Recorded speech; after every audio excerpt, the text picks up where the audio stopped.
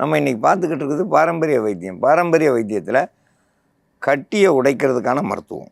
இன்றைக்கி வெயில், பனி இது தாங்காமல் அங்கங்கே கட்டி வருது. குழந்தைங்களுக்கு கட்டி, பெரியவங்களுக்கு கட்டி, அது வேனல் கட்டின்னு சொல்கிறோம், சூட்டால் வருது.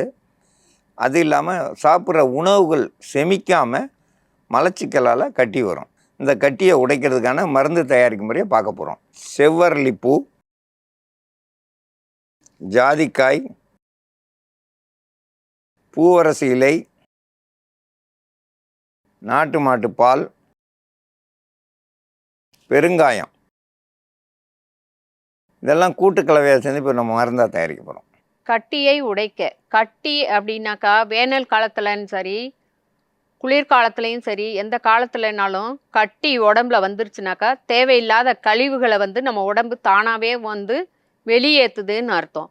அந்த கட்டியை நம்ம கிள்ளி விடக்கூடாது.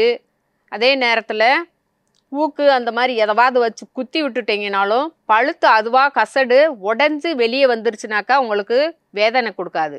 அதை நீங்கள் குத்தி விட்டுட்டீங்க அல்லது கிள்ளி விட்டுட்டீங்கனாக்கா அது பழுத்து உடையாது, கல்லறை கட்டியாக மாறிடும்.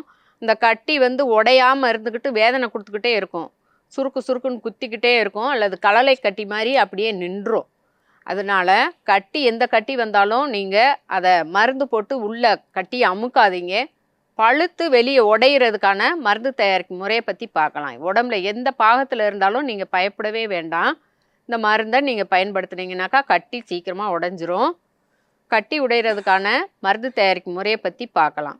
பூவரச இலை, பெருங்காயம், செவ்வரளி பூ கொஞ்சமாக எடுத்துக்கிறணும். இது மூணையும் நல்லா வலுவலுன்னு அரைச்சி எடுத்து வச்சுருக்குறோம். இப்போ இது கூட ஜாதிக்காய் பொடி கூட்டு மருந்தாக கூட சேர்த்துக்கிறணும். 1/4 ஸ்பூன் அளவுக்கு கூட சேர்க்கணும். கொஞ்சமாக கூட பால் சேர்த்துக்கிறலாம். நம்ம அந்த கட்டி மேலே வச்சு கெட்டும்போது கீழே வலிஞ்சு ஒழுகக்கூடாது. அந்த அளவுக்கு பதமாக நம்ம மருந்து அரைச்சி எடுத்துக்கிறணும். இந்த கலவையை ஒரு பஞ்சு மேலே எடுத்து வச்சு காட்டன் துணி வச்சு எந்த இடத்துல கட்டி இருக்குதோ அந்த இடத்துல நீங்கள் கட்டி வச்சுட்டிங்கனாக்கா பகல் நேரத்தில் துணி எடுத்து விட்டிங்கனாக்கா அந்த பஞ்சு ஒட்டுனது ஒட்டி இருக்கும். சீக்கிரமாகவே பழுத்து உடஞ்சி ஆணி வேரோட வெளித்தள்ளி கொண்டு வந்துடும். கட்டிக்கான மருத்துவம் ஜாதிக்காய், பூவரசு இலை, பெருங்காயம், நாட்டு மாட்டுப்பால், செவ்வரளி பூ இதெல்லாம் கூட்டு கலவையாக சேர்ந்து அரைச்சி எடுத்துருக்கோம். 3 நாள் போட்டால் போதும், அந்த கட்டி உடைஞ்சிரும். எப்படியாப்பட்ட கட்டியை உடைக்கிறதுக்கு இது ஒரு சிறந்த மருந்து. இந்த மருந்தை பயன்படுத்தி பயன்பெற வேண்டும் என்று கேட்டுக்கொள்கிறேன்.